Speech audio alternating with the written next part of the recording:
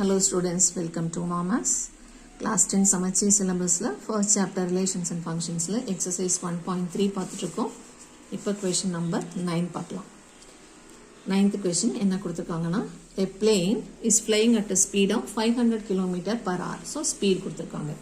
Express the distance traveled by the plane. அப்போ distance கேக்குறாங்க.